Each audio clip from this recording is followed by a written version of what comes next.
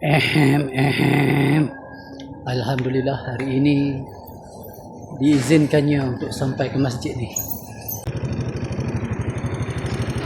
Masjid Al-Mukarramah, Bandar Seri Damansara, Kuala Lumpur. Aku sampai di masjid atas bukit ni. Cantik masjid dia. Perletakan batu asas masjid. Pukul 1.15 tengah hari, kelihatan jemaah dari berbagai bangsa, terutamanya Bangladesh.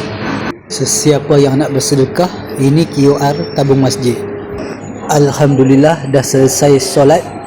Sekarang ni misi mencari kedai makan. Sebelum tu seperti biasa, siapa yang nak berbekam bolehlah hubungi WhatsApp nombor yang tertera. Kita jumpa lagi. Selamat